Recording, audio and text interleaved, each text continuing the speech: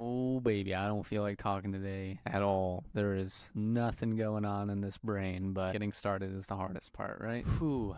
So recently what's been on the brain is content creators versus platforms, the relationship that content creators have with platforms, how leverage really inserts itself into that discussion, and the issues that content creators historically have always really had with platforms. Because if content creators and platforms actually had an equanimous relationship, content creators would have a lot more bargaining power when it came to the table in terms of reach, transparency with platform policies, monetization, finding custom solutions to problems. But I think one of the biggest things here is that YouTube is so big and there are so many people uploading content to the platform. I would say in 2024, it's probably skyrocketed, the number of people who are uploading content to the platform, as more and more people realize that you can make a living on YouTube. Many people have started to flock to the platform to upload videos. And YouTube is big. I don't know exactly how many employees they have, but there's no way that a custom solution could be worked with for a creator to be able to monetize their content. Let's say someone is uploading content and their channel gets demonetized and they make an appeal and the appeal gets denied. As opposed to that being a one-time thing, an optimal solution would be that every single creator on the platform has a dedicated manager at YouTube who helps them shape their content and abide by YouTube's policies and helps them integrate themselves with what YouTube's strategic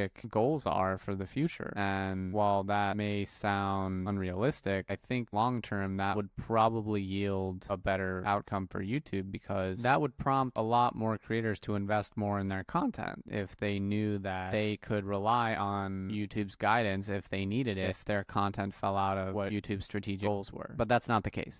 Unfortunately, if policies are policies and a personal relationship with those policies can't really be established, if there's nobody at YouTube willing to work with you on a personal level to be able to create content at scale. And I think at some level this is just customer service. This is being able to serve your customers. In some way, creators are YouTube's customers, but I don't feel that that's an apt description of what a creator and YouTube's relationship are. I would say the creator is more working for YouTube. That feels a much more apt description. Of course, there could be a logical explanation for why someone or a creator would be a customer of YouTube, but I'm actually reading this book right now called Emotional Intelligence by Daniel Goleman, and I read this really interesting paragraph last night about how pretty much everything in our lives, a logical argument can be made for doing something or not doing something. For instance, calling a YouTuber a customer versus calling a YouTuber a independent contractor in terms of their relationship with YouTube. But what really matters in terms of being able to make the distinction between those two things and which path you want to take is the feeling that you get about both of those distinctions. And this is something that I have always struggled with historically, because I always said to myself, if I can make a logical rationalization for something, then isn't it valid? Isn't it equally valid as every other logical and rational explanation for being able to do that said thing? But the reality is that our emotions, our gut feelings are the things that give priority to one of these logical rationalizations in terms of how we should move forward in life. And it was a big breakthrough for me for understanding and giving me confidence in the decisions that I make on a day-to-day level. And where do those feelings come from? Why do I feel more inclined to say, oh, the relationship that a YouTuber has with YouTube is more of an independent contractor than that of a customer? Because of my gut. And when you make a gut decision, when you have a gut feeling about something, that is a lot of decisions that are sitting in the unconscious that have been made and learned over time. My experience with being a YouTuber and the relationship that I personally had with YouTube and the way that that has functioned historically has taught me that it's more of an independent contractor type of relationship, just to put it in a nutshell and not get too complicated about it. I'm sure there are other extenuating factors like stories that I've heard from other people and other rationalizations why I wouldn't feel that a YouTuber is more of a customer to YouTube than they are an independent contractor to YouTube. But my gut tells me that it's an independent contractor. And so just riding with that decision is a very freeing notion, and trusting your feelings and your gut on that, I think, is an important aspect of decision making, especially in leadership positions and being able to properly navigate situations where quick and decisive action is needed. So emotional intelligence is very fundamental to operating a more holistic life. I feel it's very underrated. I highly, highly recommend reading that book. I'm only 40 pages in, so I'm no guru, but there's definitely a lot of intelligence out there that does not have to do with IQ and the way that I feel we have traditionally emphasized what skills are important in terms of math and reading, and especially in terms of school. So being able to identify those skills and maximize upon them and seeing how they can affect your day-to-day life, whether that's your relationships or your work or your hobbies, is I think an important skill set to pick up, and it's valuable. It's definitely valuable to be more emotionally intelligent. And I think the good thing about emotional intelligence is that the more awareness that is brought to it, the more you get of it,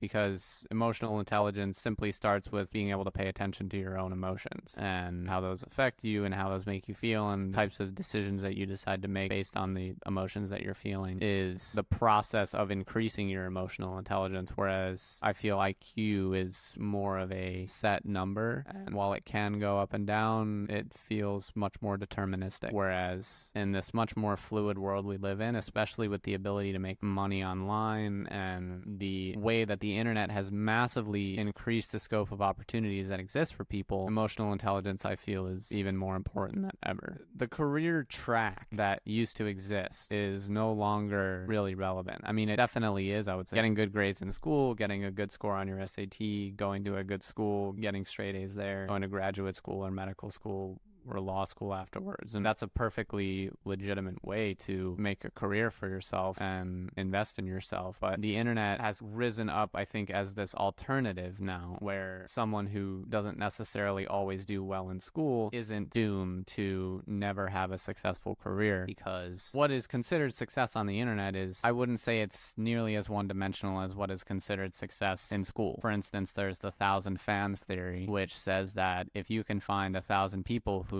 are really dedicated fans who will buy your merch and subscribe to your Patreon and watch all your videos all the way through and like all them and comment all them and really be engaged with the kind of content that you're producing or whatever you're doing online, that you can earn a full-time living from doing that. And the great thing about the instantaneous nature of the internet is that those niches, let's say, can be really slimmed down into very, very specific things that maybe only a small number of people are very passionate about. But because everyone can access everyone else and everyone is able to access everybody else's content and what they're producing on a daily basis, it makes it possible for, let's say, I'm interested in juggling while on a unicycle and I'm super passionate about that, and there are 1,000 other people in the world who are super hyper passionate about that and are willing to pay for content around that. That was not even close to possible pre-internet. You could create a YouTube channel publishing videos, you could sell your own branded juggling balls, you could sell your own unicycles, you could,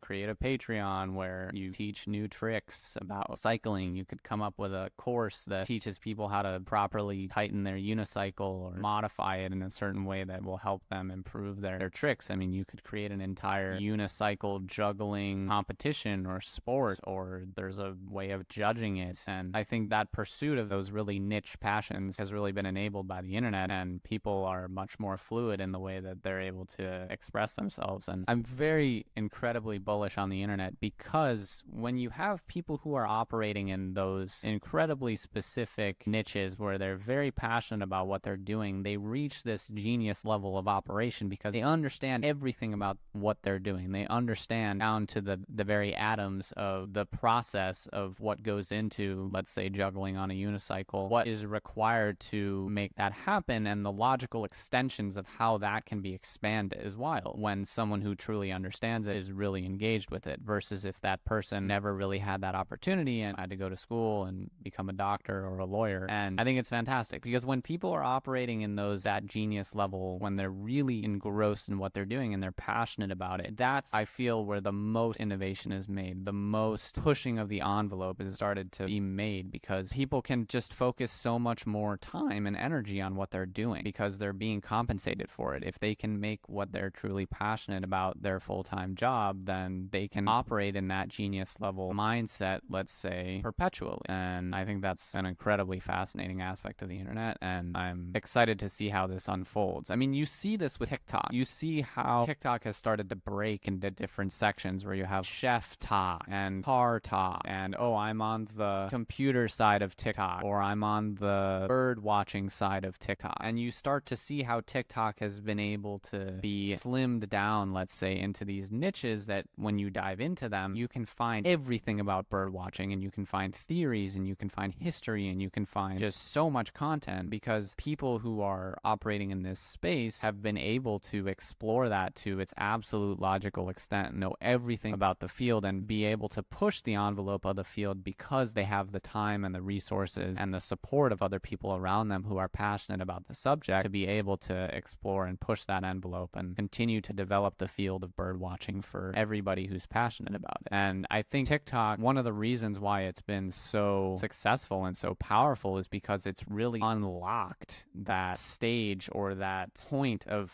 digital communication where it gets really deep and you can really connect with other people who really feel the same way you do about a specific topic or something like that. I think Discord is enabling this as well. Discord more facilitates the communication tools around this type of thing, and TikTok is more of a discovery aspect of this. I would say those two tools in combination with one another can create some very powerful new innovations in pretty much any field. And I think this reflects more broadly in the aspect of what the internet is as something wonderful. So anyway, that's why I'm bullish on the internet. And yeah, cool.